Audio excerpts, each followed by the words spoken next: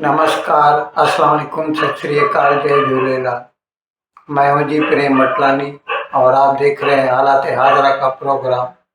हकीकत ये है, इब्तदा में आपसे दरख्वास्त है चैनल ज़रूर सब्सक्राइब करें। दोस्तों, कल पाकिस्तान में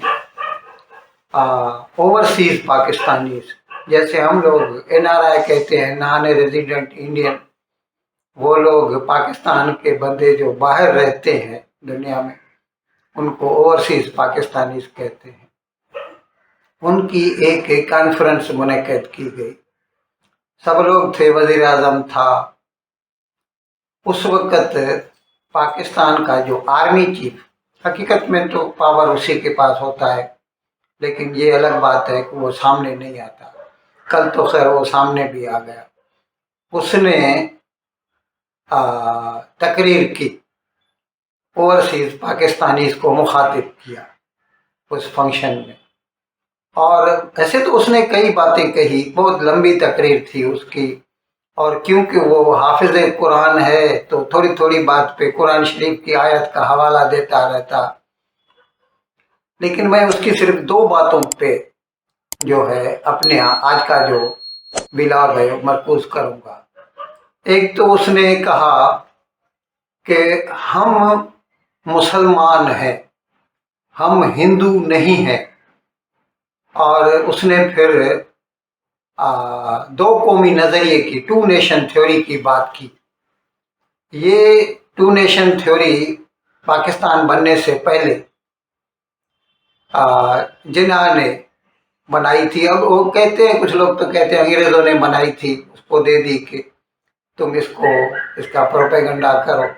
खैर, उस वक़्त भी उन्होंने कहा था कि हिंदुस्तान के मुसलमान हिंदू नहीं हैं, हिंदुओं के साथ मिलकर नहीं रह सकते, और हिंदू उन्हें मुआशी तौर पर इकोनॉमिकली ख़त्म कर देंगे अगर एक ही मुल्क रहा तो। इसीलिए उन्होंने मुसलमानों के लिए अलग मुल्क माना और फिर उन्हें पाकिस्तान मिल गया। आज भी वो 78 साल के बाद वही बात दोहरा रहा है कि हम हिंदू नहीं हैं और हम अजीम हैं। उसने कहा वी आर ग्रेट नेशन। हैं बिकॉज आप एक डिफरेंट तहजीब में रहते हैं। Don't you ever forget that you belong to a superior ideology, a superior culture. जो इकबाल ने भी कहा था ना, अपनी मिल्लत पर कियास अक़वाम मगरिब से न कर, खास है तरकीब में कौम रसूल हाशमी। कहा जाता है कि there's a brain drain which is taking place in Pakistan. Oh, come on, is it just the brain drain?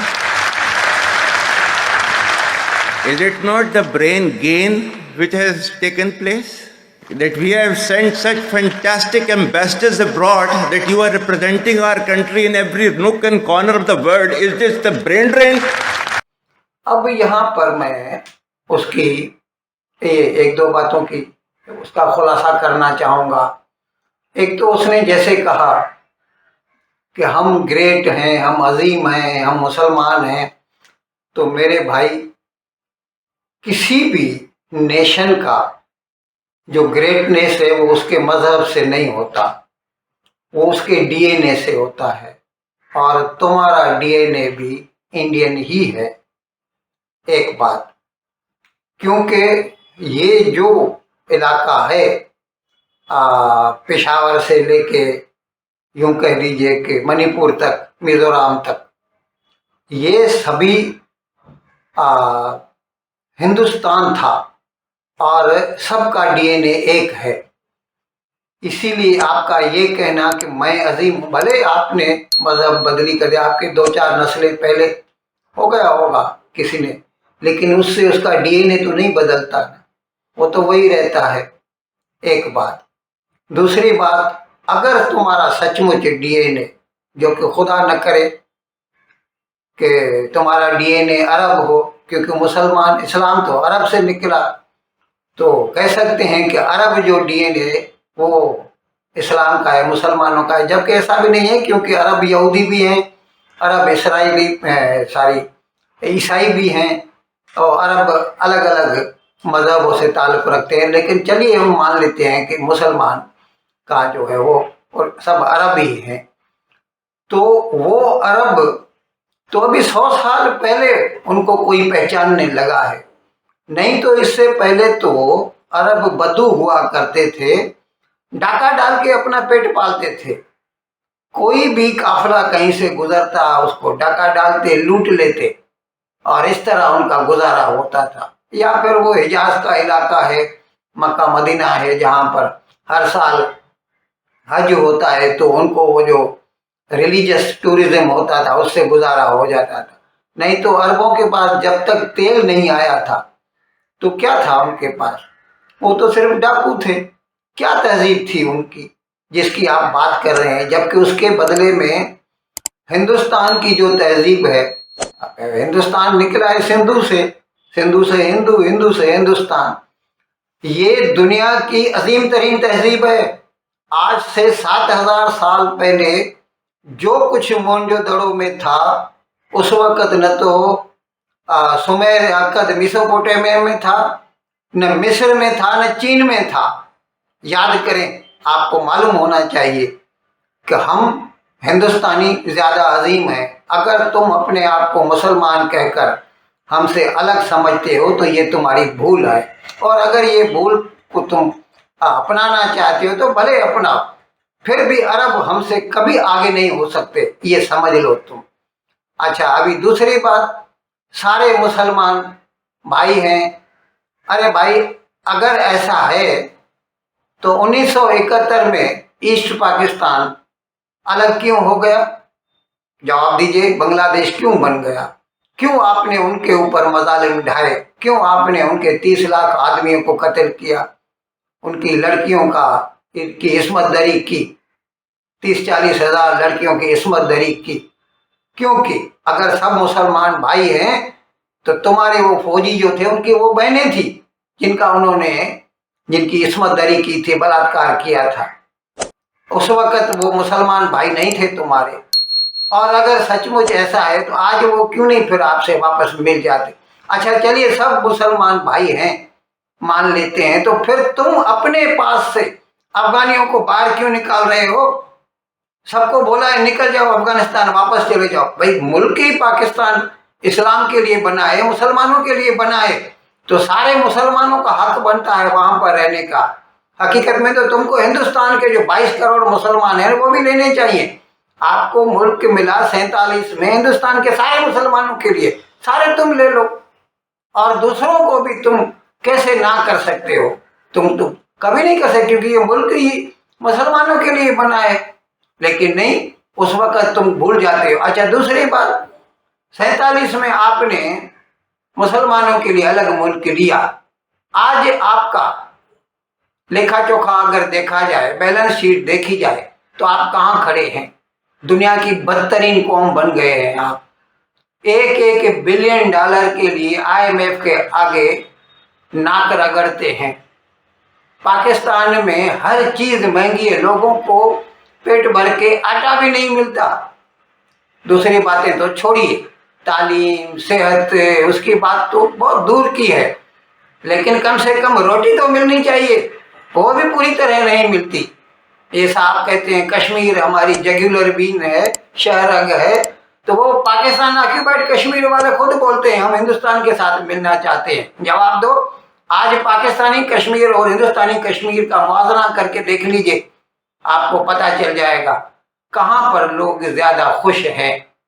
अच्छा, अभी दूसरी बात, कल मैंने बताया था कि पाकिस्तान की फॉरेन सेक्रेटरी आमना बलोच ढाका आई हुई है बांग्लादेश, और वो बांग्लादेश का जो फॉरेन सेक्रेटरी है जसीमुद्दीन, उसके साथ मुज़ाकरात करेंगे। 15 साल के बाद इस किस्म का मौका बना है, और उन्होंने आपस में बातचीत की। बड़े खुश थे पाकिस्तानी, हमको बुलावा आया है, हम जा रहे हैं, और ये जो भी टीवी चैनल वाले थे भंगड़ा पा रहे थे। लेकिन हुआ क्या, जब दोनों आमने सामने हुए तो बांग्लादेश के फॉरेन सेक्रेटरी ने 2 बातें कही। एक तो 1971 में आपने जो हमारे ऊपर मजालिम किए थे उसके लिए पब्लिक एपोलॉजी चाहिए। हमें माफीनामा लिख के दीजिए, लोगों के सामने कहिए कि हम माफी चाहते हैं, हमने आपके ऊपर जुल्म किया था। एक तो उसने पब्लिक एपोलॉजी की डिमांड की, और दूसरे क्योंकि उस वक्त पाकिस्तान के जो मुश्तरका असासे थे, कंबाइंड एसेट्स थे, उसमें जितना हिस्सा ईस्ट पाकिस्तान का बनता था, अभी बकौल उनके, वो तो खैर आपस में बैठकर आप फैसला कर सकते हैं, लेकिन बकौल बांग्लादेश के it is $4.3 billion US dollars, $4.3 billion Bangladesh Pakistan से मांग रहा है। मेरा हिस्सा है, मुझे वापस करो। अब जवाब दो, अगर एक ही कौम है आप सारे मुसलमान, तो वो तुमसे क्यों मांग रहा है पैसा, और तुमसे क्यों माफी मांग रहा है? अब आपके पास जवाब तो है नहीं, आप तो सिर्फ डायलॉगबाजी करना जानते हैं। कभी भी पाकिस्तानी लोग जब माइक्रोफोन पे आते हैं, टीवी पे आते हैं, तो सिर्फ डायलॉगबाजी करते हैं। कभी उनके हाथ में जो आंकड़े नहीं होते, आदाद और शुमार नहीं होते कि हमने ये किया है, हमने वो किया। क्या किया है आपने? कुछ भी नहीं किया, पाकिस्तान को बर्बाद करके रख दिया है। और आज अच्छा चलिए, आपने बंगाली मुसलमानों के ऊपर जुल्म किया, आज भी खुद आपके यहाँ क्या हो रहा है? बलोचों के ऊपर जुल्म हो रहा है, उनको मार रहे हैं, सिंधियों को मार रहे हैं, और सुन्नी लोग शिया लोगों को मार रहे हैं। कुरम एजेंसी में 2 महीना पहले क्या हुआ था? हर रोज वही किस्सा है, वही बात है। जब आप लोग आपस में सुन्नी, शिया, पंजाबी, बलोची, ये लोग मिलकर नहीं रह सकते, तो आप किस मुंह से ये बात करते हैं कि सारे मुसलमान एक कौम है? इन अल्फाज के साथ आज का प्रोग्राम खत्म करने की आपसे इजाजत चाहता हूं, लेकिन विदाई लेने से पहले एक मरतबा फिर आपसे मेरी दरख्वास्त है कि जिस किसी साहब या साहबा ने अब तक हमारे इस चैनल को सब्सक्राइब नहीं किया, अज़राए करम इसको जल्द से जल्द सब्सक्राइब करें, प्रोग्राम को लाइक करें, शेयर करें, और घंटी का बटन दबाना न भूलें। बहुत बहुत शुक्रिया। खुदा।